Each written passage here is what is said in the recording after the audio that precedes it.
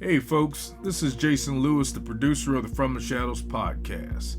I just want to remind you about our website, FromTheShadowsPodcast.com. We have a Facebook page. We would appreciate it if you like and follow. Also, join our discussion group on Facebook called After the Shadows. We have a Twitter feed. Please follow us on Twitter. It can be found with @podcast_from. Follow us on Instagram at From the Shadows Podcast. We have a YouTube channel. Go to the search bar at YouTube and put From the Shadows Podcast, and please subscribe to that channel. We are also on the Odyssey Radio Network, and we can be found there at odyssey1.com. We're still on the traditional podcatchers that everybody loves to listen to us on. We get a lot of feedback, so please rate the podcast and communicate with whether you're on Spotify, Stitcher, TuneIn, Apple Podcasts, Podbean, or Google Podcasts. We're there, and we appreciate it when you leave comments for us. We also have a Patreon page. It can be found at www.patreon.com/FromTheShadows. You can receive books, stickers, coffee mugs, and special content just for our Patreon subscribers. Check it out for yourself and see what packages that we have to offer. Well, that's all I have for you right now, folks, and thanks for being a part of the From the Shadows podcast family. So with that being said, let's get this episode started. Hey, this is Shane Grove, host of the From the Shadows podcast. And before I send you off to this week's episode, there's a couple things I want to tell you guys about. First off, if you are not a subscriber or follower to the From the Shadows podcast on your favorite podcatcher, you may have missed our very special episode that we drop Monday morning. So go back and check it out. We recorded ourselves with our good friend Chris Hahn at the Ohio premiere of Wrong Turn, the movie, and we did a what we think is a pretty cool episode, talking movies and talking about the movie itself. It was a lot of fun, and we hope you guys enjoy it. It's just a little special treat we wanted to give our fans. The second thing is, if you go to our After the Shadows Facebook page, we're going to have a Amazon wish list on there that you can go and help out our good friend M. And if you are a loyal listener of the show, you're going to remember M was our Halloween guest, told some great ghost stories, and then she encountered some serious health issues.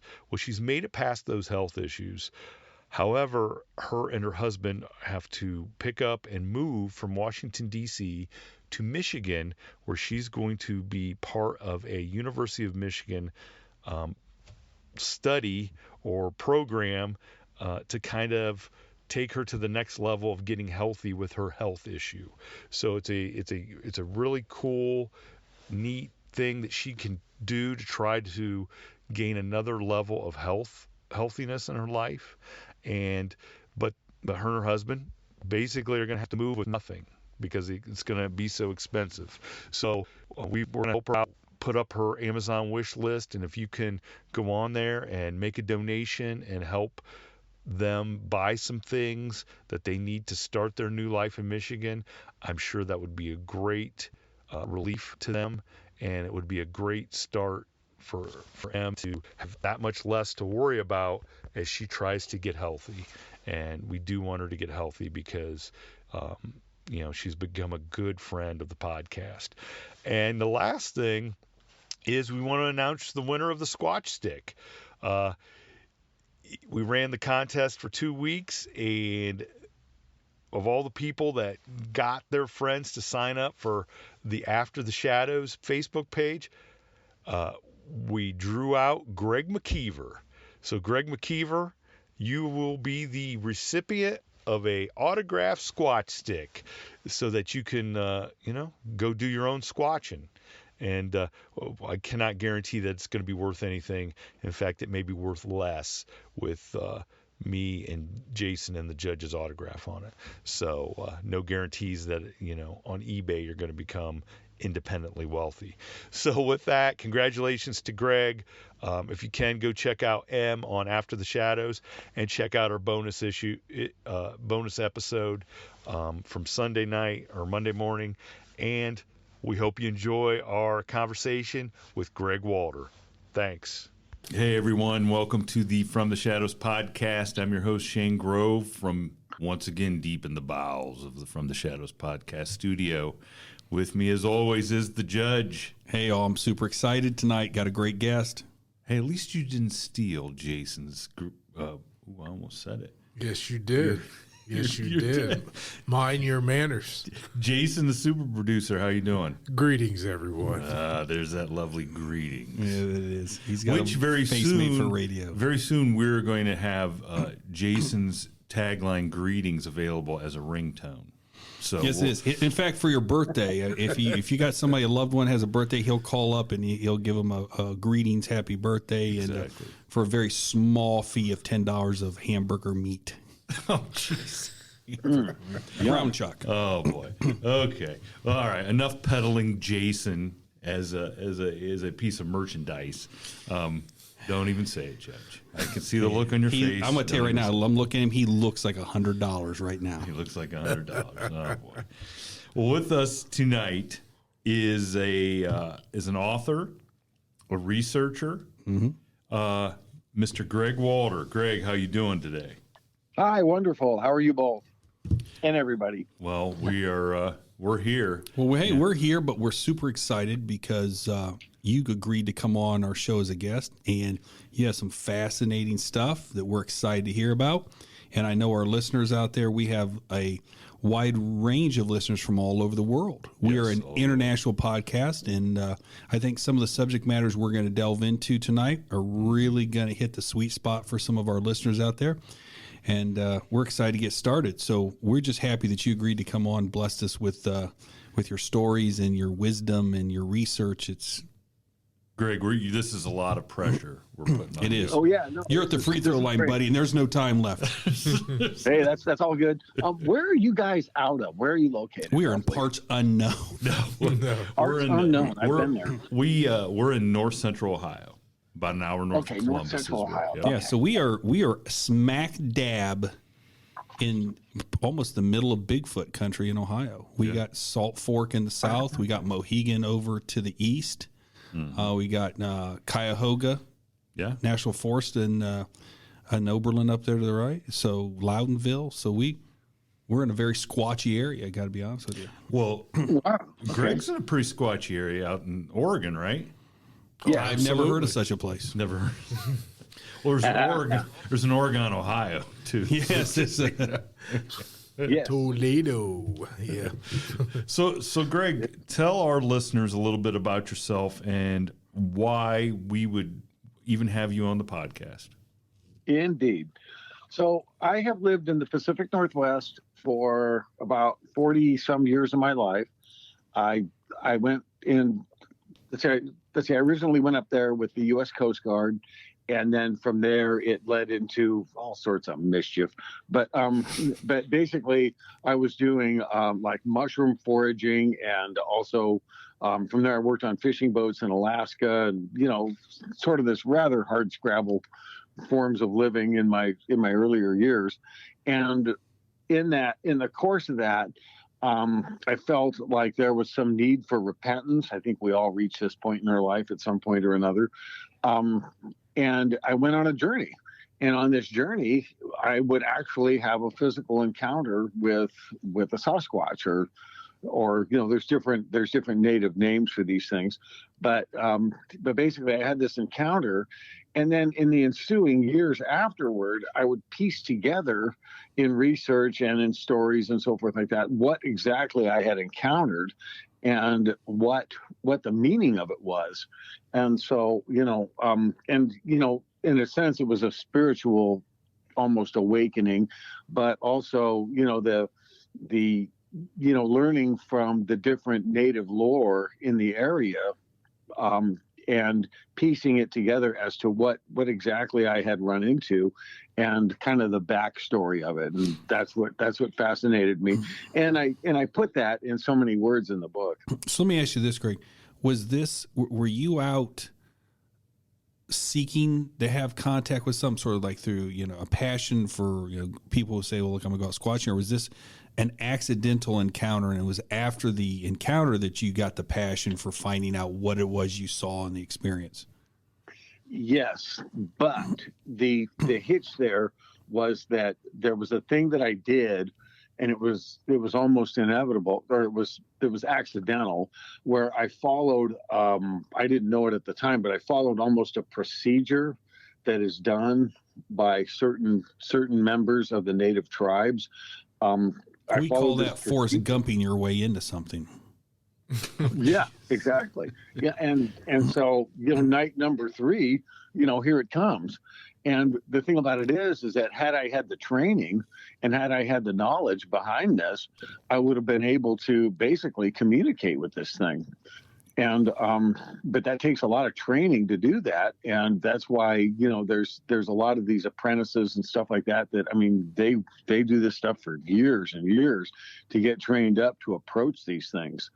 And and that would be an important little point on the podcast here today, is that for folks that are dealing with these what are often seen as like malevolent creatures, skinwalkers, or whatever you got there, that to layer in the knowledge of the natives, and don't be surprised if somewhere within that tribe or that subgroup or the Native American group there, that there is someone that knows how to communicate, or at least at one time had a method of communicating with these things. That elder may have died or whatever. Well, the difficult thing with that is from Grover and I's research, because we became pretty fascinated with Wendigo, skinwalkers, and stuff like that, is that especially the Navajo tribe, they won't talk to you about it. The mere fact that it just to have a conversation would be inviting those things into your world. And so to especially for someone who's an outsider like we are, to try to go to a reservation or try to talk to, I can't imagine there's a shaman that's going to sit down with the From the Shadows podcast and tell us everything we need to know about communicating with a skinwalker. So I guess I'm kind of fascinated with, you decided to sort of go on this, for lack of a better word, vision quest, and you were able to communicate with the indigenous tribes of this country and find out how you can go out and do these things and be able to communicate with these things. Is that what you're telling us? Well, yeah, other than, what I didn't learn was, like, for instance, the song of introduction, the song of to request knowledge. At that point, does it almost become telepathic between the two? This is where this is not in, generally in any book anywhere. But there are a lot of university research papers that dive into the spirituality and lore of various tribes across the nation. And so, and like the UC Berkeley Library, they're very extensive with not only linguistics, but also with their anthropological studies and things that were written down and things that were recorded back, I want to say 100 years ago, or even longer. And so from those notes, from those compilations and references, you can kind of search around in there. But yeah, you're right, as far as us being able to physically approach these things and do it in a way that, we have the knowledge behind us, and you still run a risk. It's like, what if this thing doesn't like you? I think you run a risk seeing a stray pit bull and trying to go up and kiss its face and talk to it, let alone trying to lure a Wendigo or skinwalker. Exactly. I think that would be. So Greg, let me ask you this. So then, is a Bigfoot or Sasquatch, like from the area that you're talking about, is that something that is always present as far as in a physical form, or is that something that requires you or the Native Americans or whoever experiences it to kind of conjure it up or ask it to come into a form where you can experience it? Yes. I don't think they're here 24/7, running around out there. Part of my belief system there is just it's heavily steeped in the fact that I have a lot of friends that are wildlife biologists, stream biologists. They're the ones doing like the spotted owl surveys. So they go out there at night and you hoot for owls. They call in the owls. They know how to do that up and down. And, for all of their experience and years, even decades of doing this kind of research night and day, at all hours of the day or week or whatever, and they just have never run across one of these things. No footprints, no little tribe of them living in some corner of the forest. Nope. And so it points to the fact that these things, I think, visit here. And now, I mean, this is where we go into the woo, and oh, how much fun is that in a science fiction novel? And I think you bring it to so. This is a hot topic right now in the Bigfoot community, and that is there's two schools of thought here, and there are people that are divided on these lines, and there are people that will fight you, about their position, and there's a whole group of Bigfoot enthusiasts who say Bigfoot is just a primate that's yet to be discovered, yet some sort of classified. It falls under the genus of this or that. Mm-hmm. And then you have an entirely different group of Bigfoot enthusiasts who say, no, these things are spiritual, they're supernatural, they're connected to the orbs. There's portals that they travel around in, and there's a whole supernatural component to it. Mm-hmm. So it sounds like to me you easily fall on the side of that these are supernatural creatures and not here 24/7. And the interesting thing is there's really, really, really good arguments for both sides. Mm-hmm. And, and I'm not going to insult either side by saying, oh, are you kidding? No, I think there's legitimate, there's legitimate people say, look, the giant, Pithecus, 10,000 years ago, this giant primate walked around. This is some sort of offshoot of that. But then when you look at all the people who have encounters, and you see the supernatural stuff that encompasses their experiences and things like that, and you say to yourself, my gosh, maybe this is why we never find any scat. Maybe this is why we've never found any bones or any bodies or anything like that. So it's a fascinating subject. So what we'd really like to do, because we know you've researched this, give us your take. And there's no right or wrong answer, obviously. Right. But give us your take on the Bigfoot mythology. Okay. It's an open book, and it's as simple as that. And I say that because on the side that we have a physical being out there running around the burned over forests of the Pacific Northwest and elsewhere, and yet no physical evidence. And so, and this is where, and just to jump subject a little bit, but it's like with the little people, where you've got these things in three different forms. One is the spiritual one, which is the heaviest one, or in other words, the one that's the most populated with different versions of these things. But then you also have little people, which are like the pygmy, the menehune, the pendak orang. I mean, there's different iterations around the world. Of there's actually where they've actually found fossil records.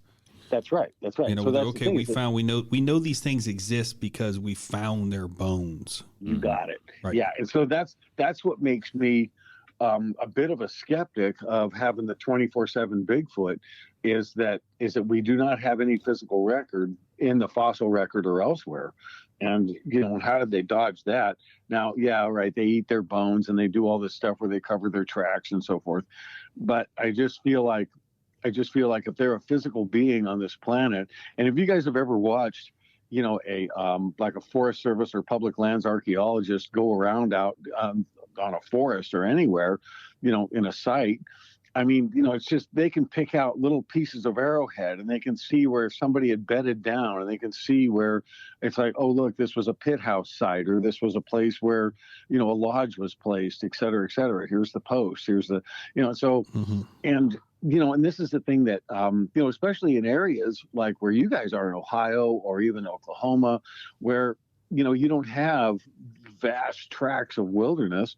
that these things can sort of semi-hide in. I mean, it's a lot smaller of a proximity of area. Right. Correct me if I'm wrong. Yeah, Mohegan State Park compared to the Pacific Northwest is the dot Right. of an eye. You know. Yeah, and so what happens there is that imagine that at one time that could have been a sacred area. That could have been, there might have been a hill, a spring, some feature there that the native, especially the shaman or the ones in the doctoring community used, and now they're long gone, but yet those entities are still there. So kind of how I see it, Greg, is this, and since we're on the Native American topic, so if you are someone, do you say, okay, do you believe in Sasquatch? Yes, I do. Do you also believe in skinwalkers, Wendigos? If someone says, no, I don't believe in that, okay, we'll move on. But if somebody says, yeah, I kind of believe that there's skinwalkers and Wendigos, you say, well, you realize all three of them are creatures from Native American folklore and history, all three of them. And we know that Wendigos and skinwalkers are supernatural. That's defined. I mean, in Navajo, and I've done some research myself, it's unquestionable that these things are. Or that's the belief, the belief of the tribe. That these are things. So if you say, well, okay, I'll concede that Wendigos and skinwalkers are supernatural, why would you not lean towards the fact that the Sasquatch, which is lumped really into that, would also not have a supernatural component to it? Well, and it most certainly could. And it's funny because when you research, the other thread that I've been digging into is some of the thoughts of Carl Jung, and in the world of the archetype, and what that means. It's sort of like, imagine you've got this heavy belief. This thing's here. It's we're going on a camping trip. I'm going to see one. And as you pounded this into your head, and you get out there, and here he comes. But is it actually a physical animal, or is it an archetype? In other words, almost like a manifestation, like a really heavy hallucination that's what you're experiencing in front of you. It's a weird piece of the psyche, and so I can't fully wrap my head around that. But I think that, sometimes we could have that. My counter to the archetype is that, do archetypes leave footprints? And so you wouldn't think they did. Yeah, you wouldn't think they unless would, you're really good, unless you have a really good imagination. Well, yeah, right, yeah, and so you're coloring in all the. The other part, back to the native, is that there are at least a few tribes. I think one's in the, I want to say Sioux or Arapaho or Blackfoot, that these things occupy two worlds. That they're the above the clouds people, they're the sky people. They, and so And, I don't believe that necessarily, anyways. We don't know. We're still playing with this whole thing. But in regards to them having a little spaceship and they arrive here, it could be, some form of a traversable wormhole, and also where you have a warp in the fabric of the space-time continuum. And Neil deGrasse Tyson touches on some of this. And, and this is where we get into the, once again, the astro part of this, or the stuff that physicists love tearing into, and this is the thing also, when you look at something like the Hadron Collider, where I thought I heard on the news in the last few months that they're doing further research into this, but they feel like they're coming close to discovering a new dimension. And this is what happens when you play with mass. Yeah. And that's, I don't know if there was a good joke he told. It was something about the Higgs boson, and he said Higgs boson walks into a church, and the priest immediately approaches him and says, "You can't be here. You have to leave." And Higgs boson says, "No, you don't understand. You cannot have mass without me." Well, it's interesting because Joe Rogan had Brian Cox on his podcast, and I love Brian Cox, astrophysicist and all that stuff. And he basically said, look, math, we can come up with anything with math. I mean, we can come up with a time machine mathematically. We can prove that time travel and travel to other dimensions is possible. We can prove it with math. The problem is give it to an engineer and tell him to build it. Because the materials it would this take. is skirting like every morning at the post office. They give us numbers, and it's like, okay, now we got to go out and go do it. Hey, perform to these. Get all these delivered before Christmas. But the point is of what Brian Cox is saying, and it's true, is that with math, we can pretty much figure out time travel and different things like that. The problem is the materials that you would need to build the machine don't exist here. But that's here. Right. If there is another dimensional plane, if there is a race of beings that has somehow mastered, a new propulsion system that's a gravity drive that can bend space time, okay, then they've already here.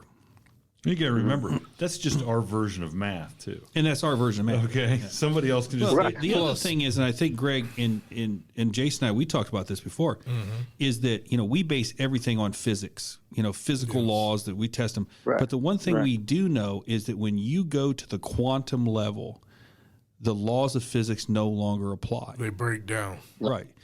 And so when you start talking about, okay, can these, what we deem as cryptids, be part of a different dimensional plane, be able to come through there? Well, we haven't figured out quantum mechanics yet, and maybe that is the answer. But think about it, as you go back, and this is kind of leading back to maybe the little people stuff, but you go all the way back to Europe when we start talking about the Fae. We would, in Western culture, we'd call them fairies, and the whole concept of Midsummer's Night's Eve. The whole thing about Midsummer's Night's Eve is that is the day that the veil between our world and this other world is at its thinnest. And if you're going to have so this isn't something new that we've come up with, this idea that, hey, maybe Bigfoot and some of these things are doing. This has been around, for hundreds and hundreds of years in the people of Eastern Europe, Western Europe. And so this is not a new idea. They just called it the veil, but now we, with modern science, are saying, well, maybe, mathematically this can be done. You're right.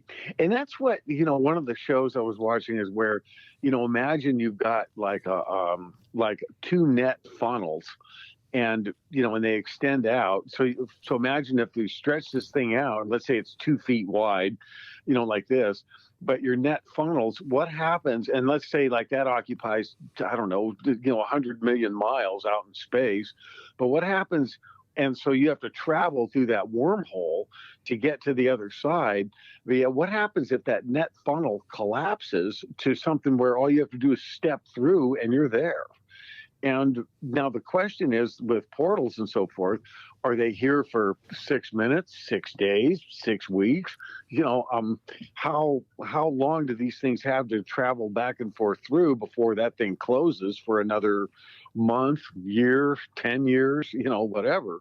And on top of that, are there certain locations where they're almost like hot spots where those things happen, that these things can jump in and out of our world? Throw into that also that these things also have the ability to almost disappear right in front of us and then reappear 300 steps later. So Greg, let's get back to your experience. Can you how much can you tell us? I don't want to ruin your book. No, that's fine. Because the thing with my experience was that so it was about a 60-mile, 9-day or 8.5 day pack trip that I did. I went out to one place, put down some sage, was almost crying out there. I have no idea why. I just kind of suddenly felt like this. And there's actually a whole book about this called Cry for Luck. And it's basically, Native American spirituality in this. And it's almost like you reach into the depths of your soul with this very emotional part of your life, or, however you feel or whatever, and you express this out to the heavens. And from there, it's like between the smoke of the sage and the and what you're doing, you draw in these spirits. In this case, it would be the little people, and they also are known as the immortals. And of course, it took me time to figure this out, but these immortals, then it's almost like they're the ones giving the check off. They're the ones saying, okay, this guy checks out. And then from there, I went to the next place. And I was greeted at this place where there was a beautiful cedar grove and like this. And there was a salamander in the spring nearby. And I went over and I picked up the salamander and said, hello, wow, what a great looking salamander, beautiful, healthy, modeled salamander. And I put him back in the spring and, went about my trip. Well, the next night was when I would have this encounter with this thing.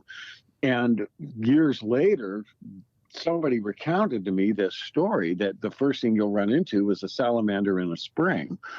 And then in my research, digging into that, was that these were the immortals that occupy these springs. They're also known as water babies, and that they occupy these springs up in these high elevation places because that's where they've been relegated to, because the people occupy the river bottoms and so forth like this, the villages and so forth. And so if you want to go visit the immortals, you've got to go to the high ground.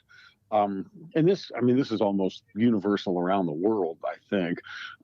You have to go to that place to go visit these immortals. Okay.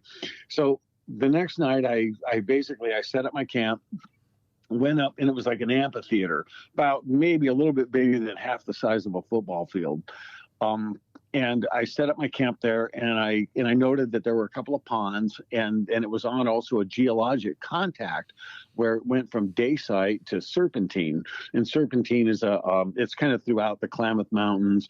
It's basically the Earth's mantle has come to the surface, and so it's very highly mineralized.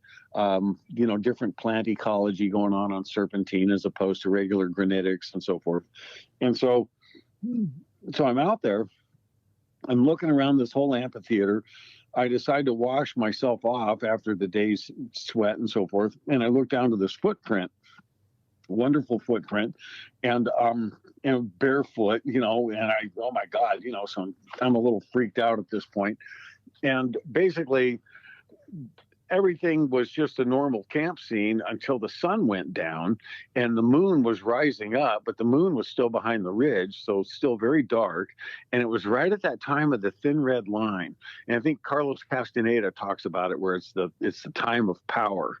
And then from there, this thing just emerges. It just sort of appeared right there. It didn't come scrambling down the hillside or anything. It just all of a sudden appears, and I couldn't really see it. I could just hear it, this crunch, crunch, stomp, stomp. And it goes over to this water, and boy, it was there for about 90 seconds taking a drink. Slurp, slurp, slurp, slurp. And it must have been down on all fours. I mean, I couldn't really see it because it was dark. But then I hear this splash, splash, splash, and stomp, stomp. Okay, now I'm getting a view of this bipedal, very athletic. It wasn't the frumpy Patterson Gimlin pregnant Bigfoot or whatever that was. This guy was very thin. He looked like he could easily, I could take off at my hardest run. It wouldn't make any difference. This thing could catch me in, within 100 steps. Just that kind of athleticism to him. Very graceful, but also, with this very malevolent feel to him, and these icy gray eyes that just bore into me. And that really stuck with me because the only place I'd seen those eyes, and I went back home and I had this extended comic book of Tarzan, and there in the comic book on page 15 or whatever was a picture of these gorillas that had those same eyes. And, that was a woo-woo moment, but at any rate, this thing does this semicircle around my camp, and then from there goes down the hill and disappears. And, of course, that made me stay up for an extra 2 hours, wondering if he's going to come back and bash my brains in. And he didn't. He just disappeared. And eventually I went back to sleep because I figured, well, the hell with it. He knows where I'm at. And so, so that was that. And I was 9 miles out by myself, no gun, no weapons. I think I had a pocket knife with me. But yeah, that was so that was basically the gist of my encounter. And it seemed like afterward, because I still had another, 50 miles to hike, that from there, it's like everything just kind of opened up as far as like I see bear, and they're playing in the meadow and they just kind of ignore me. I mean, they saw me, but, they thought, okay, you're part of this, you visit with a frog and he comes hopping over to you, and it's just all of a sudden you've got this attunement to nature you didn't expect. So that was one of the interesting near-term fallouts from what my experience was, but it led me on this research quest as far as, okay, so what was this? And so that's where I dug into it, and that's what I put into the book, as far as a lot of my my belief system based upon volumes of research into the story. So as you're sitting there. Did you feel threatened, or what was going through your mind? I mean, did you feel like a sense of calm, or that all things were now right in the world sort of thing, or what? I mean, what was... I mean, it shocked me at first because I'm dealing with something walking, and that's very aberrant out in nature, that you have some hairy beast walking towards you, away from you, whatever. I mean, it's already a freaky thing. So there's that. And then the other part of it too was that, it felt like, because I was right next to my tent, and I was holding my flashlight, and I got this real clear message from this thing, like, don't even think about it. Like, don't you even put that light on me. If you think about it, I mean, you guys are into the law enforcement community, at least a little bit. And, when you got those big flashlights and you shine it in someone's face, it's very affronting. And so I thought, okay, I get this, so I never put a flashlight on them. I did not have a campfire. So this wasn't some cozy camp scene.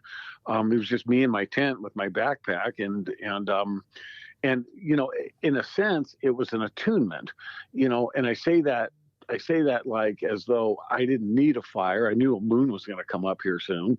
And I just, I was just more, where it's like, is this guy a Native American? Is this guy, the white boy? Whatever, but it was something that I just felt like I was a little more in tune, because I didn't do those things. I didn't put a flashlight on them. I didn't have a campfire. I wasn't doing the normal. You seem to this. You seem to the creatures of the forest like you belong there. You fit in. You weren't using fire. You weren't using electronics. You weren't using, some sort of ambient lights. You were basically living as them. That's right. And that put them at ease, because, I mean, think of it this way. You're telling us you're 9 miles off grid. 9 miles off grid, there's a good chance bears that deep has never seen a human being. Yeah. Would not even know what you were. Right. The toad or frog that came up to you has never seen a human being. Right. And whatever you encountered, Sasquatch, whatever spirit animal, maybe Native Americans would call it, there's a chance it had never seen a Caucasian. Yeah, that's true. Yep. That's And this is the thing, is that so then years later, putting it together, that I followed this recipe. Here it comes, and the thing about it is that and this is where the stupid enters into it, is the fact that I didn't have the training, I didn't have the skill set to communicate with this thing. And what could I have learned? Had I approached it correctly? And I took all the steps. I had this thing appear. And I don't know if it's something that, does this thing, oh, wait, like it's off on the tea garden planet, well, geez, I better get that 12 trillion miles to Earth, because this guy's on his trip, Yeah, right. So I've been waiting to talk to this guy. right, exactly. And so, and that's the thing, is that it could fall back into this thing of where, with dark matter, dark energy, can this thing appear from distant places, almost instantaneously? Is it something that perhaps there's certain moons, certain times of a year that this thing is around? And that's why, like, what's funny is that when you look at the native the native community where they might do certain dances or certain ceremonies at certain times of the year, and we just kind of think, oh yeah, that's their dance they do in September or whatever, but it could hold a higher spiritual meaning that we, as Caucasians, just don't know. And even much of the native community doesn't know, but amongst a few of the doctors and the people doing the dances and stuff, they're attuned to this. Well, let me ask you, Greg.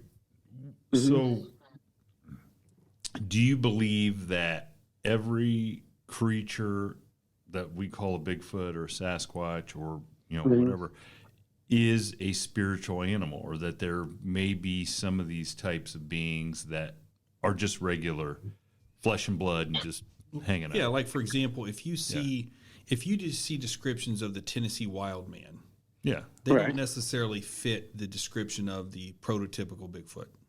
Yeah. Or the skunk ape or Right, something things like like that. that. I mean, what's your thoughts on that? Like, Well, and do you guys remember there was a National Geographic about, Bigfoot and, and it had Jeff Meldrum and several others. There was like this little team of these scientific experts, and there was a really cool story within that, though, on the Squamish Nation up just north of Vancouver, British Columbia, and how basically, and it was being told by, I think it was a Native American anthropologist, and he was pointing out these chipped rocks and so forth. And basically what he was imparting there was a story of where you have their doctor, their shaman within that tribe. And from there, you have these apprentices, and let's say there's 10 of them or 12 of them or something like this. Well, of those, and over the course of years, you get 2 or 3 of them that are candidates. And those candidates are picked, they're handpicked by this shaman.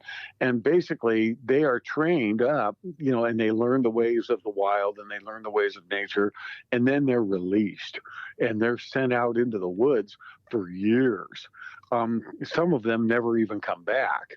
Some of them we never hear from again. They're eaten by a bear or whatever happens to them. But the thing there is that from time to time that shaman goes out there and approaches these things, and they're human, sort of. They got long hair and they're just unruly as hell, but still, this doctor's able to get these secrets in the natural world that are only revealed to people, or if you will, like hominids or us, over years of being out there and learning that the amazing attunement that you'd have to know so you could even survive. And so within that, now could you have a higher, spiritual being like a Sasquatch or something like that, or little people that helps those initiates while they're out there for God knows how long? I mean, some of them, I guess there were guys out there for longer than 10 years.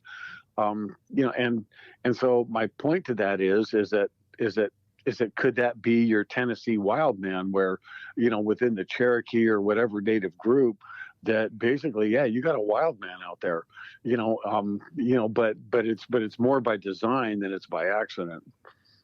oh, so you're kind of theorizing that maybe that's not even that's part of the Native American. It could be. Yeah, so obviously I can't remember where I read this, but what I think he's saying is that and we know this because we talked about how skinwalkers and stuff like that come into being, that a shaman basically Killed a member of their own family. And this goes to this metamorphosis. And so, oh, right. Yeah. So you think about, if you're someone that is, and I think from this way, if I'm training to be a shaman, an apprentice, and I'm going to live in the wild, I have to be the wild. You know what I mean? And Right. this metamorphosis goes from a, member of a tribe, somewhat civilized in order, until you turn into this half man, half creature, half beast that lives a wild man, long hair, and so living in the forest. And that would be man's natural state. You remember the movie, what was the name of it? Oh, shoot.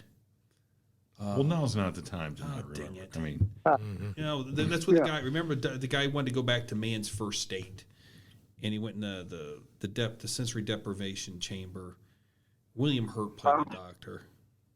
Oh, right.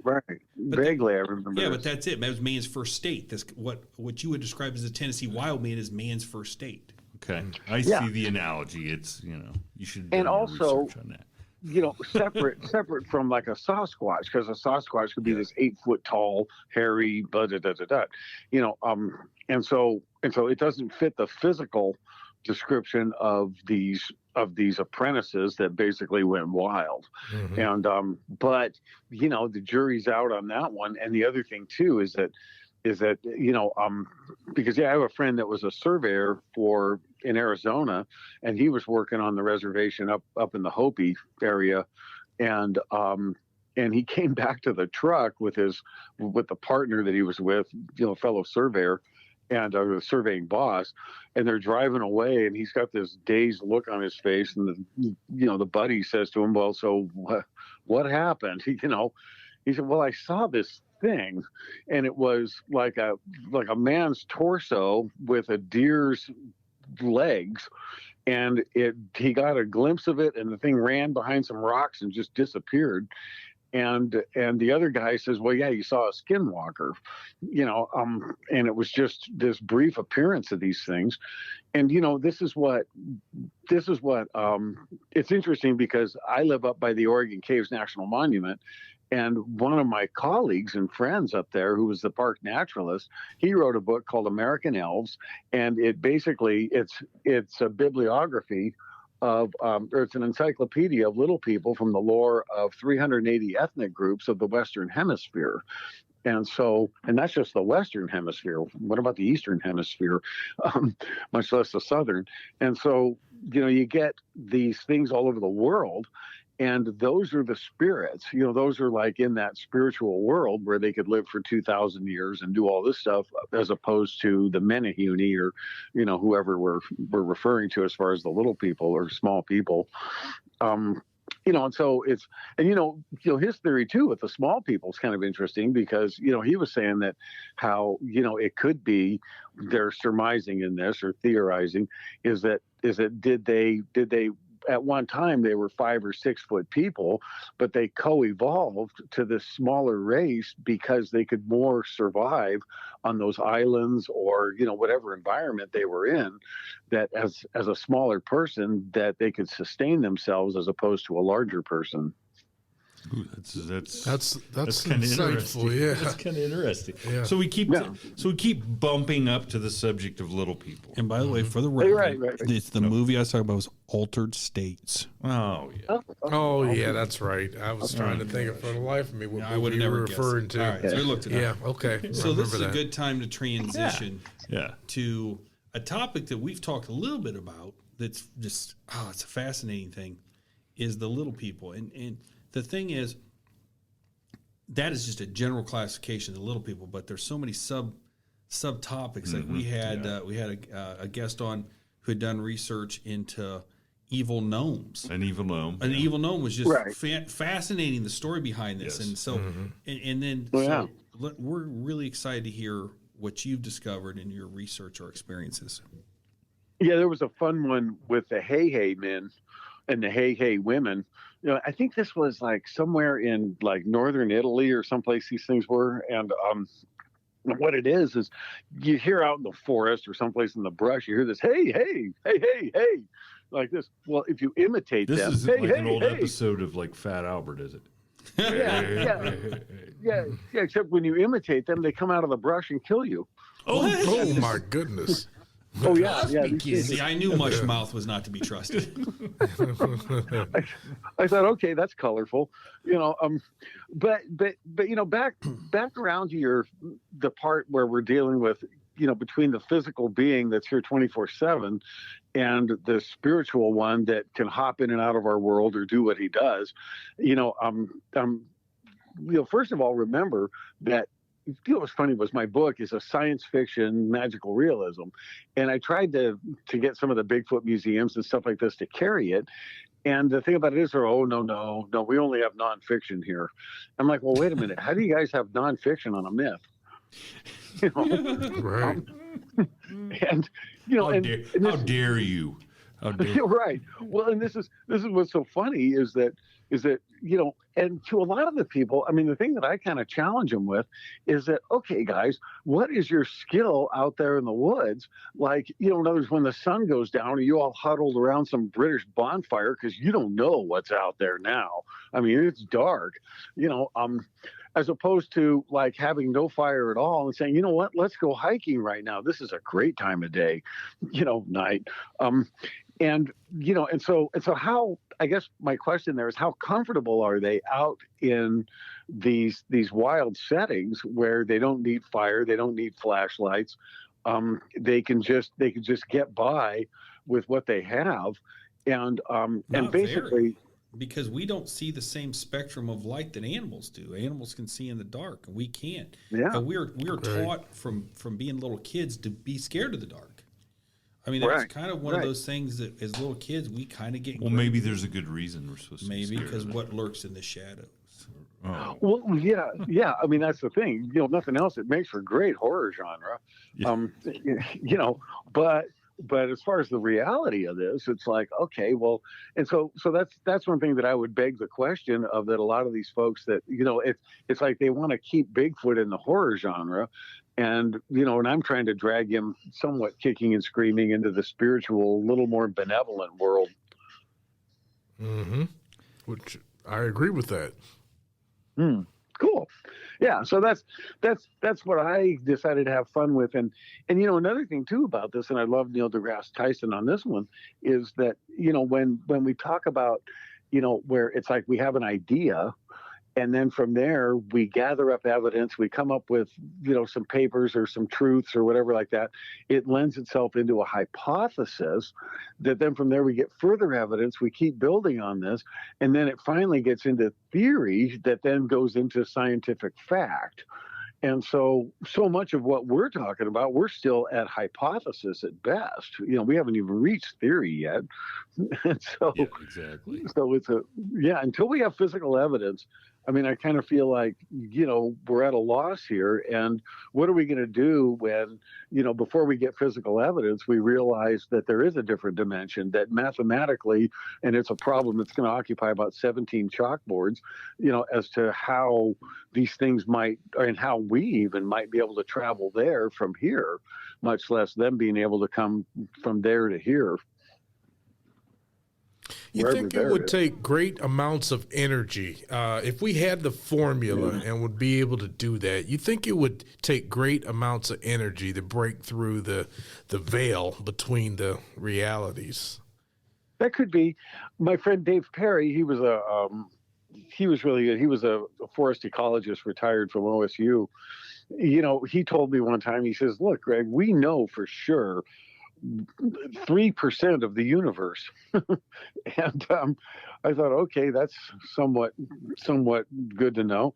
But this is the thing, is that as we advance our knowledge in that whole realm, are we going to see some breakthroughs where, we're going to realize, hey, there is, and that's another one too, is the fourth dimension being time.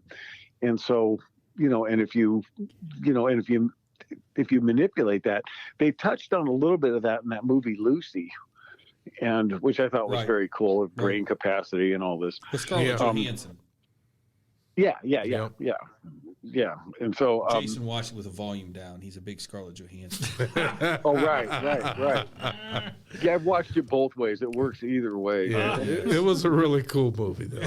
Yes, But I mean, it was all basically false.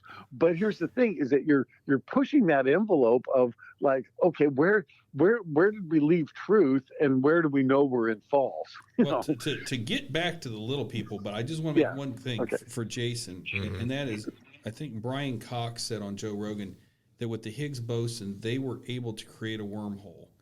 But it only could last. It was very small. Yeah, it was like 0.2 of a second. 0.2 of a second, and then immediately collapsed on itself. So what you were saying is the energy that it would take to sustain a portal or a wormhole would be just unimaginable. Yeah, something that we just don't have right now to be able to do. We don't. Well, yeah, we don't. And that's exactly. Yeah, and that's the thing with these wormholes is that okay, you're traveling through the wormhole, but what do you do when you're traveling through the wormhole and it dissipates? It collapses. I think you just you become part of the dark matter. Right, you go bye-bye. Yeah. And so this is the thing is that now, how do these things know to travel in which wormholes that are actually going to make it to that other side? And then more importantly, how in the H are they going to get back? And so there's got to be some knowledge there that these things have of being able to hop in and out of this thing. It's crazy. Yeah, I agree. But I mean, and the other thing about this too is that's why, I mean, I really enjoy watching, some of the Sasquatch things, and they're all looking for this living being. And, and sometimes every once in a while, it seems like about every 10 years or so, you get one that's like, okay, that's a real film clip. I mean, this guy really caught something that was the real deal out there. Because there's so many hoaxers and there's so many things, which is just our hunger to want to believe that we have this cryptid running around. Right, but when you get people that sit there and make false videos, it seems like all that really does is damage. It just damages the credibility and does the reverse of what? Sure. Yeah, exactly. Than what they're trying to do. Yeah. Well, the problem is it makes the actual people who are real enthusiasts of the subject matter makes us look foolish. Yes, exactly. Like, see, we told you this stuff was fake, and by the way, here's a fake video. Here's a fake video. Fake video. Well, yeah. I mean, they show these videos of it's like, oh my God, there's Bigfoot. There's some bear cub running. Mm-hmm. It's like, oh, come on. Well, the worst is when they try to put somebody in a suit, or they try to. That is absolutely the worst. Yeah, you're right. Right. Yeah, and that's where we go down this dangerous path. But it's like we're so hungry for mystery, and so that's what creates the demand. Right. Yeah. So we were talking little people. And then that's the thing about our show. Sometimes we're headed in a direction, we take a left turn, we have to circle all the way back around. Because let me tell you something, there's a lot of one-way streets on this show. And so to get back to course, you got to go a long ways through Higgs boson and everything else to get back to it. That's very true. Get back to it. So we've talked about on our Patreon page, if anybody is a Patreon wants to go come Patreon, we did a cryptid court on the Pukwudgie, which is an interesting little known cryptid. And it's a Native American origin. Mm-hmm. So tell us what you found, and we started talking about different categories of little people. What are we talking about? I mean, are we talking about in North America? Are we talking about what Europeans would describe as the Fae, and we talk about water babies? Are we talking about physical troll gnome-like things, wear little hats like the evil gnome that we had? I mean, right, yeah. So on that, I break it down into three categories. As far as one is, say, people that are afflicted with dwarfism, and that's it's a bone deficiency or a bone ailment that they experience that basically creates these small people. The other one is the physical. It's like a little human, rather than standing 5 or 6 feet, they stand 3 or 4 feet or even shorter. Sometimes, only like maybe 3 feet. But, once again, is that a coevolution? We have skeletal remains. I believe there was a cave in the Dakotas where they found about 6 or 8 of them. And then there was another, these mounds that are in western North Carolina. And some of the evidence and fossil remains, that have been found not only in North America but kind of throughout the world, that these things were a physical being at one time, and why they died out and what happened to them is, I don't know. I just didn't dig into that part of the research. But yeah, so there's that, and then you go into what I think is the bulk of it, is the spiritual. And the spiritual, these things are shapeshifters. They do all, and they come in different forms and different shapes. And even intermingled in that, you can have the so-called giants, but just sticking with the main little people, I thought one of the interesting things there was that you have I mean, I want to say close to 1,000 different ethnic groups around the world, or even more, that have some iteration of this, where there's this little person and then there's the giant. And, and could basically Christianity be a form of that, where they organized it? They got a book deal, they got a spot on Oprah. I'm kidding there, but I mean, they made a book, the Bible, and so forth like this. And the thing there is that, does that theme follow, where it's like Jesus would be like the Bigfoot and God is the little people? And and to me, it's hard to swallow when they say, oh, they're just heathen tribes that didn't believe, and they worship the devil and etc., when in fact they had their own gods and heroes, and because they were isolated, like somewhere in the Bella Bellas, or somewhere up, off the northwest coast or something like this, and they didn't have any Euro-American contact, but they had their culture, they had their spirituality, they had all these things in place. And the interesting thing there is the thread throughout the world of that same format. Does that make sense?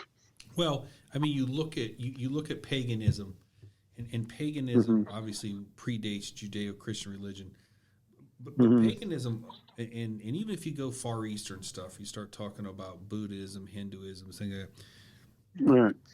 Almost every god or almost every deity is connected to nature. There's a nature spirit for everything, which is far, far different than Western civilization's religions, obviously. Right. When you get into monotheism, obviously Jesus is not the spirit animal of the woods or the water. He is the deity for everything.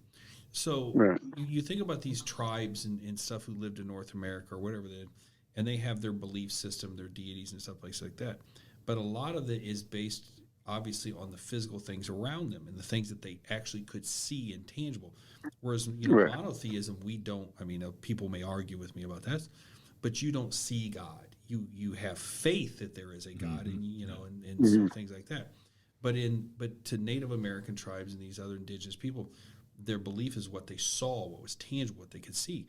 And so what's interesting about that is in cave drawings and things like that, where they're drawing Bigfoot, okay? And like I said, if your belief system is based upon things that you can see, things you can touch, things that are tangible, and yet you believe in a Bigfoot, well, doesn't that tend to show that it appears as tangible? And the same with little people. You start talking about, the indigenous tribes have, like the Pukwudgies. They could describe them this as things they did.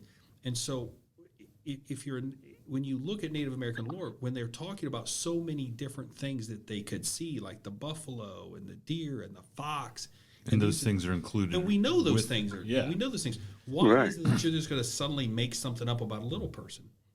Why do that? I mean, why would that be part of your religion? That 99% of the part of your religion is, we see, and the 1% we don't, because that's what we're going to pick out. Yeah. Right. Yeah. And I also, it's funny because I think, once again, even amongst a lot of Native tribes, it's only within the circles of the doctors and stuff like this that really follow this real closely. I mean, everybody else is, they're trying to hustle a salmon, or, it's round up some acorns, or, doing their thing. I've never hustled a salmon. I'm just going to go on the record right now. Yeah, right. Okay, right. I've ordered it on the menu. Good point. But I've never hustled it. Right. Well, and there's the thing is that it's like, for instance, I remember there was an altar that they built.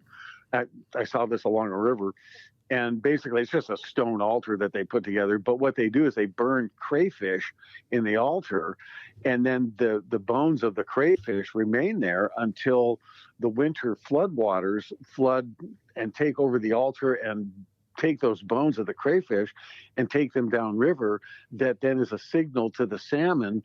It's sort of like a welcome sign. Please come up this river. And of course, this is all, spiritual belief, etc. But they've done this for, a couple thousand years or longer. And, they feel like arguably that's what brings even more salmon into that river.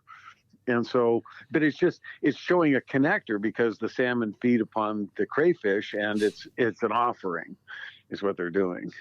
And it's very beautiful, but it's an attunement there, and this is sort of like another thing I mentioned in the books of where, they have these ceremonial trails they use, and they go up on the trails.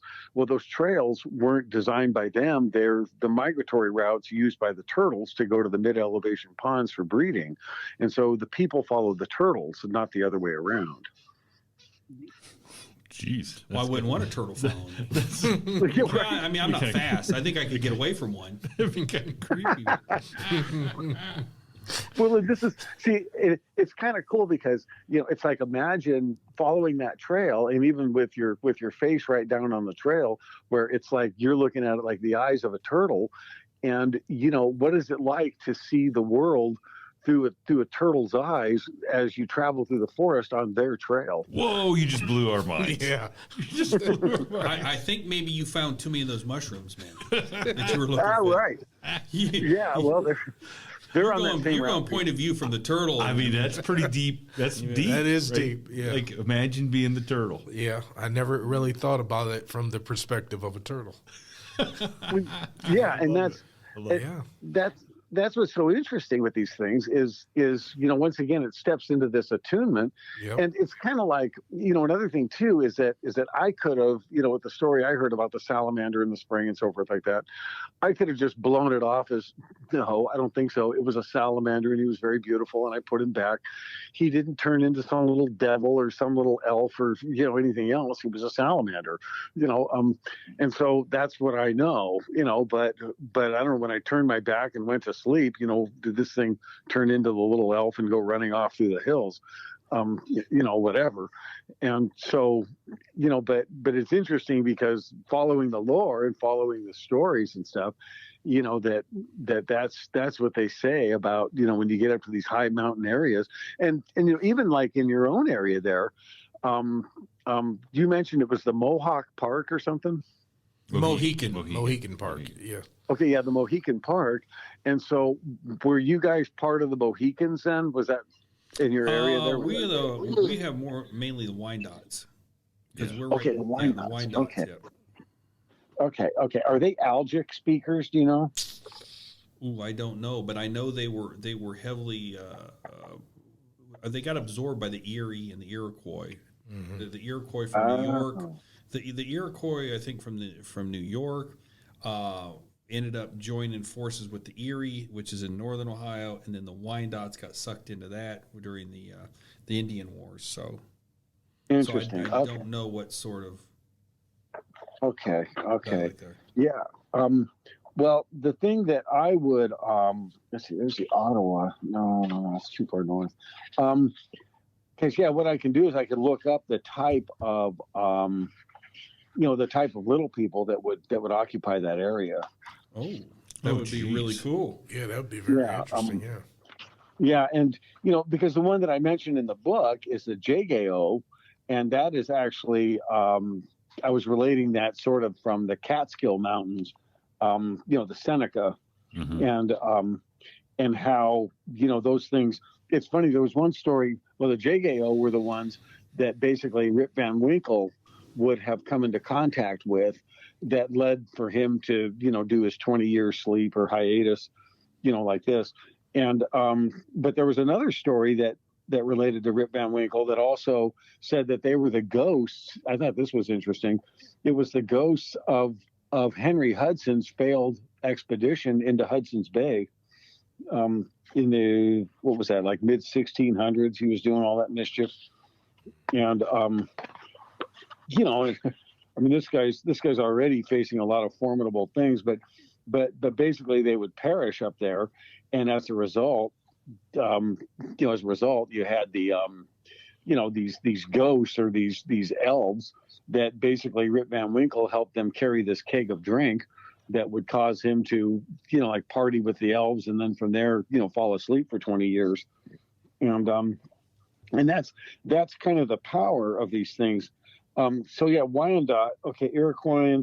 So it looks like Jajeno are 10 to 18 inch tall pygmies. This is Iroquois here.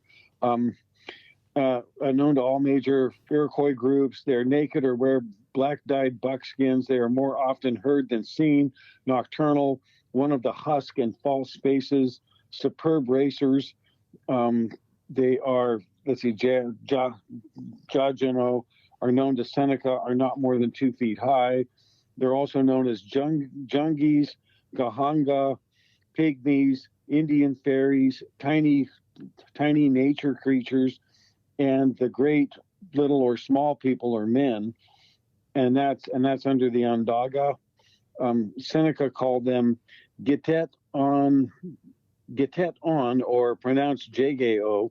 The 3 tribes are as follows: the drum dancers, known as the little people of fruits and grains, busily guard fruit and grains or care of fish. They're the most benevolent. The Ondawas are 1.5 to 1 foot, or 1/2 to 1 foot tall, dusky as saffron-colored pygmies, et cetera, et cetera, et cetera. So there's just a whole different categories for each tribe and sections of the state of Ohio, New York, Pennsylvania, all over. Yeah, and they extend. You know, the thing here is that they it seems like it follows linguistic groups, and so depending upon the language is depending upon this variation of the little people. Now, have you come across anybody that you've talked to that has had a direct experience with these little people? Oh yeah, the author John Roth. I was just up in Oregon, a few months back, and he had a great story. And this was just, I think it was like a year ago. Mount Rainier National Park. If you're familiar with Max Brooks and his book, Devolution, you know, and the setting there. I thought the setting he picked was good.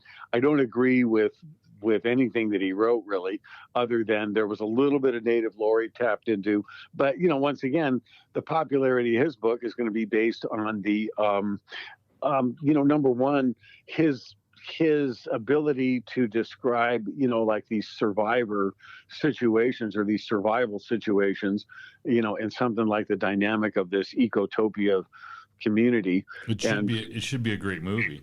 It's going to be made into a movie. Yeah, I saw that. But anyways, Mount Rainier. This was in September of not this last year, but the year before, or a few years back, and basically they had a first snowfall, and there was a maintenance worker out, and he was working on one of the generators in a side shed off from the lodge and so forth. I think this was up at Paradise. But at any rate, you know, he looks over his shoulder and he sees this thing watching him, and it stood about 2 feet tall, and it was like a little human, and it had deer legs, and it just turned and ran into this side gully and just disappeared. But he remembers seeing the deer tracks, tracking this thing for, you know, a couple hundred yards. And so to me, that was that's a true to life sighting.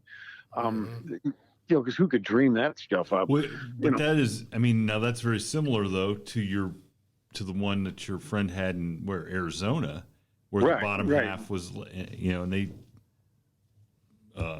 credited that to a skinwalker. Yeah, it sounded like the thing that he saw was almost like a what do they call them? Like the minotaurs, if you can imagine, you know, but smaller, you know, and you know, and the thing about skinwalkers, I mean, I've heard them more like this, like big werewolf kind of, you know, definitely unfriendly. You know, you don't want to make friends with this thing, you know, and so they come in all these different sizes and shapes, and also, you know, some are benevolent, some are malevolent.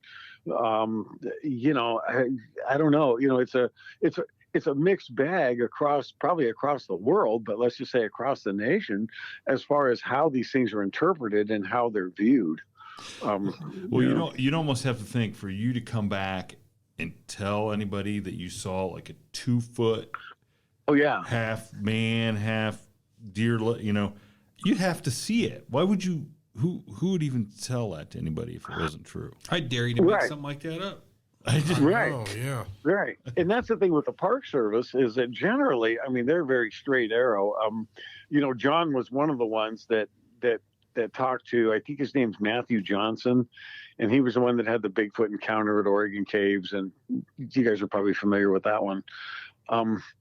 You know, and it's funny because I've heard that guy's story more from the perspective of the Park Service, because I know the gal Beverly was her name, and she was the one that actually had to go out and write the report, you know, so she interviewed him at the time of the sighting and so forth like that.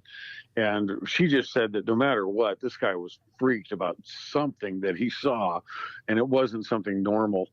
And so, you know, and this was on the Big Tree Loop, which is kind of this 3.5 mile trail behind the caves, you know, within the monument there. And so, you know, and this is the thing is that, you know, yeah, and it's hard when, you know, people have a sighting like that and they get excited and they tell everybody. And then from there, they're relegated into the foil hat crowd, and, you know, and everything goes south when he's on Art Bell. Yeah. Well, it's one of the reasons we've said this a lot of times, but it's one of the reasons why we created the podcast was to give people who have been scared to come forward to tell their stories for fear of being ridiculed, made fun of. This is a non-judgmental forum by which you can come forward and tell your story. And you know, we encourage people who've never told us. We've had people, you know, because I was that way. I had my experience, and I didn't tell anybody for years for fear of being completely roasted. And so we understand there's a lot of people that won't tell their stories, or if they do tell their story, by the time it gets told, you know, third hand, people are making fun of them. Yeah. Right. Yeah. And so with your story, did that happen in Ohio there and in the general area? Well, yeah, I mean, I had a dogman experience when I was about 15 years old, and it's within probably 5 miles of where we're sitting right now. So, and I didn't tell. I mean, I told people the story. Which we have since figured out that it may or may not, more than likely, be tied into Native American burial. Yeah, there's a burial ground. So. Yeah, oh God! If you're interested, go listen to one of our podcasts with Linda Godfrey, the godmother of Dogman. Listen to our show, and you'll get a full explanation of that. Yeah, she has some very interesting ideas and the thing about it is that it really kind of falls in line with Wes Germer. I mean, you know, Wes has been out and he's done some things, and now Wes is falling on the side, I think, of that these things, whether it be Dogman or Sasquatch or some of these other cryptids, are supernatural beings. They're connected with orbs. We're talking about the wormholes, the portals, and things like that. I think he's in that camp now, and there's still and look at there's a lot of people who's in the camp of nope, it's a primate, undiscovered. We're going to get one, and then once we get one, that's all she wrote. We're going to identify it, categorize, whatever. But man, there's so much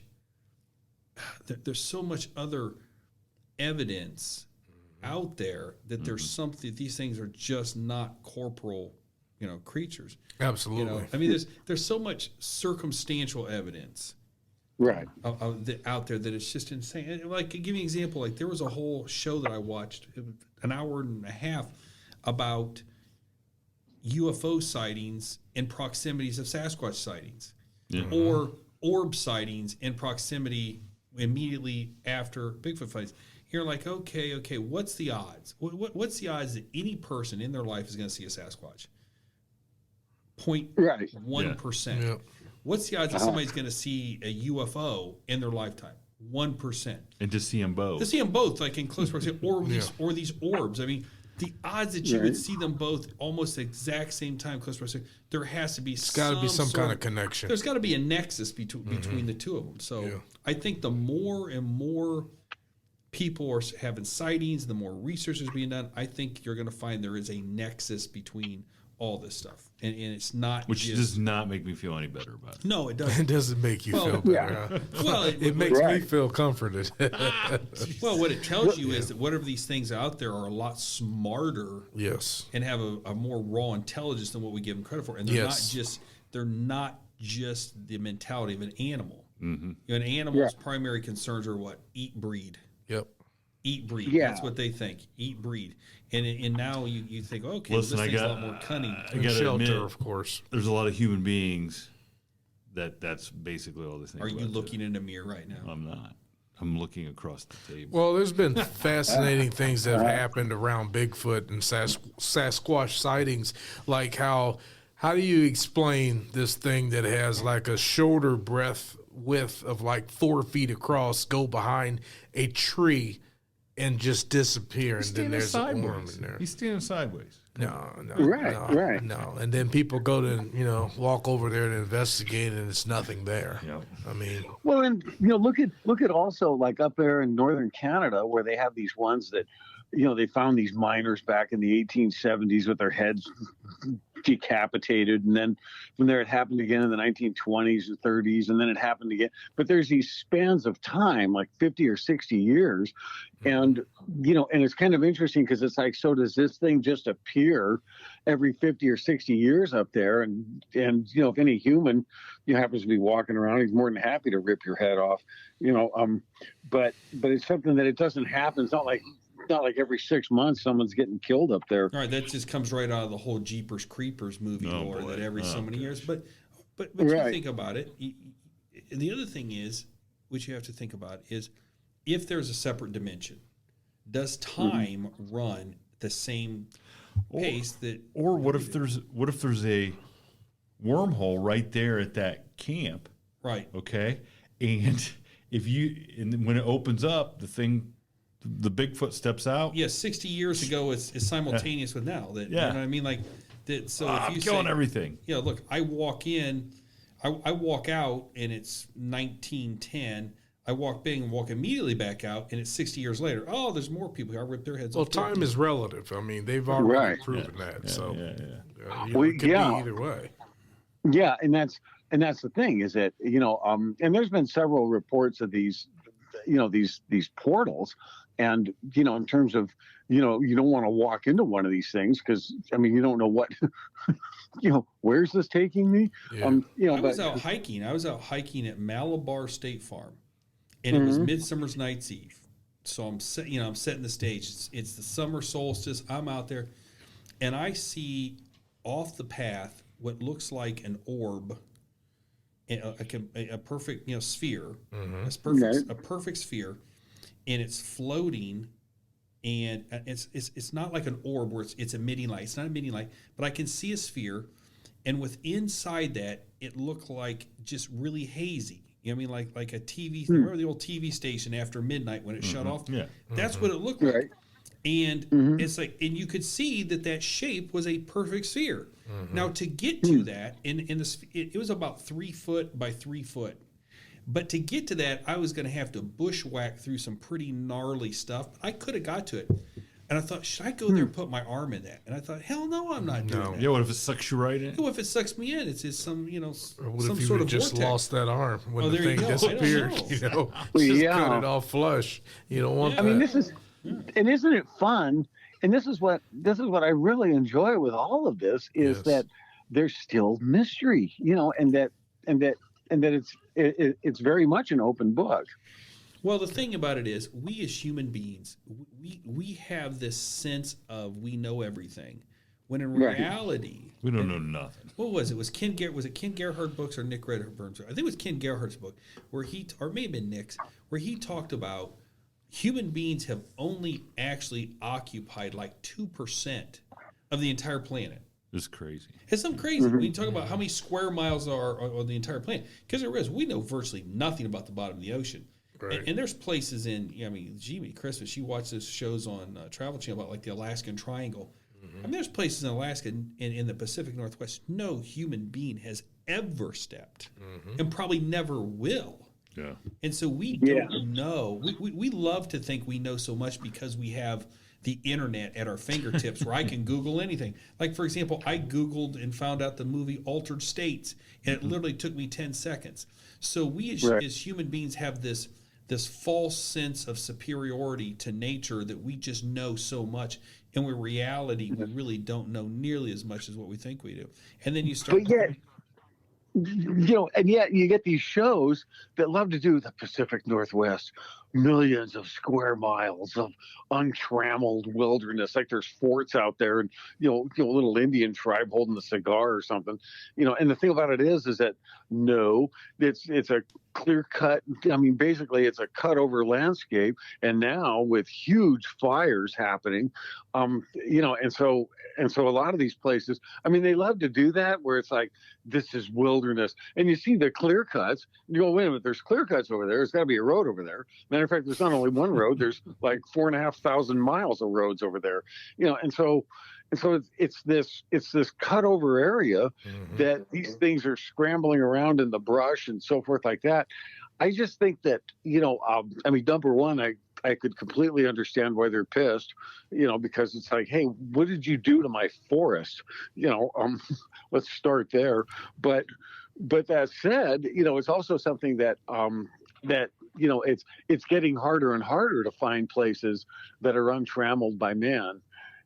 Trust me, it really is. I mean, there's still areas out there, and I know areas up just on the West Coast, but still, even like the Olympic National Park and stuff like this, hey, there's a lot of people that visit the Olympic National Park these days.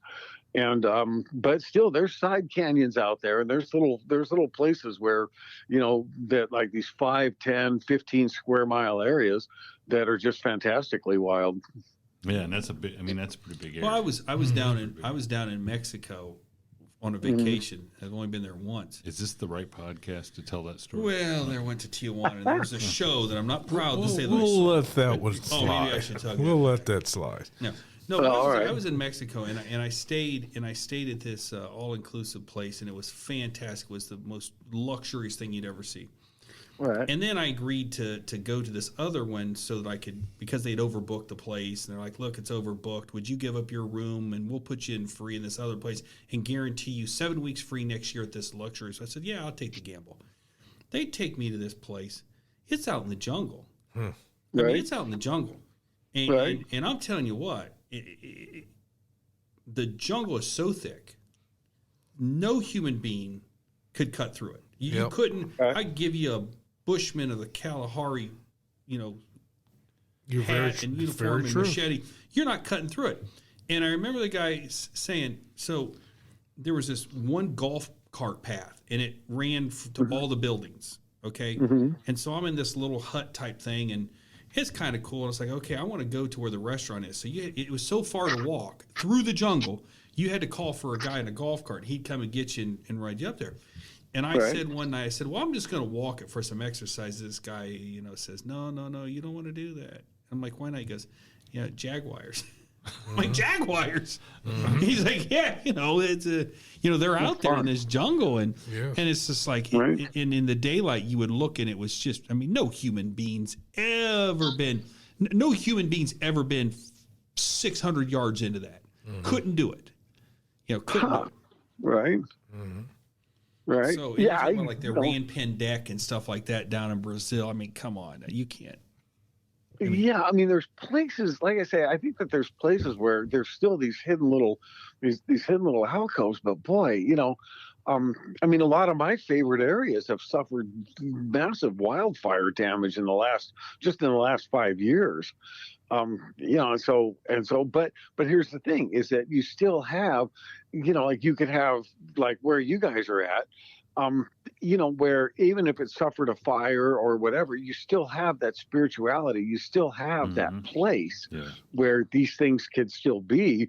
It's just, they might not, they might only appear every 17 years or some crazy thing.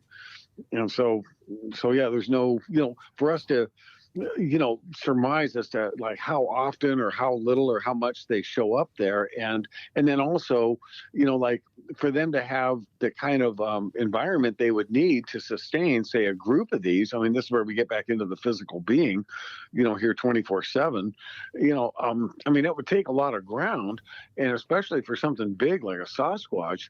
And they talk about this, Jeff Meldrum and, that group there on the National Geographic clip they did, and so the sustainability of something like this, but that still doesn't, it's difficult because we're still running across the footprints. Yes, a bunch of them are false, but there's at least a few of them that are the real deal. And so how do like separating between wheat from chaff, and having this mystery. But it's interesting when you talk to people that have been on the ground for the last 1,000 years, and this could apply anywhere in the world. What were their belief systems? The Philippines, ask them, what did they believe in before Magellan? Oh, the little people. Well, what I like about that is keep this in mind. The indigenous people, the indigenous tribes, the First Nation people, there's no pecuniary interest in their belief system. You know what I'm saying? Right. There's no financial gain for them to believe in these things. Whereas today, people who are, footprints and pictures and hair and stories are trying, there is a nefarious group of people that are trying to monetize these things. So, Right. But this has been a fascinating show, and we'd love to have you back on and do a round 2, because there's just so much that we could talk about. Yeah. Also, text me your address. I'll send you a book. Awesome. Oh goodness. I love it. You just now became our favorite guest. Yes. So Greg, you wanna Can you autograph that to Jason, Yes. the sexiest producer alive? Okay, Jason and the judge. Do we have There to you start go. introducing him as the sexiest producer? Well, I mean, look, I don't want his ego to get too big. I mean, I refer to him that, behind closed doors. So. Okay. Anyway. Wow. Cool. So Greg, No, that's all good. do you want to give our listeners a little idea where they can go find your book, and if there's some social media you want them to go check you out at and follow what you're doing? Yeah, so www.theridgewalkers.com. That's my website. The book is available on Amazon. It's also available at Barnes & Noble, Smashwords, and Open Books Press in St. Louis, Missouri. That's my publisher. And so, yeah, if you have any questions, you can also email me at gregwalter.author@gmail.com. And I'm also on Facebook as either Greg Walter or Greg Walter Author. And the Greg Walter site, I'm actually posting a whole bunch of pictures from Southwest Oregon, turn of the century. As a historical researcher, I've dug into stuff going all the way back, not only native stuff, but also into the gold rush history in California and into Oregon, all that kind of stuff. So yeah, it's fun. I make it fairly interactive, and I do touch on the book here and there. I need to probably do that more, but yeah, would love for any commerce, or any way with which, folks want to buy a book from me directly, that can be done on the site. Mm-hmm. And I'll send you cards and a advice from Sasquatch bookmark.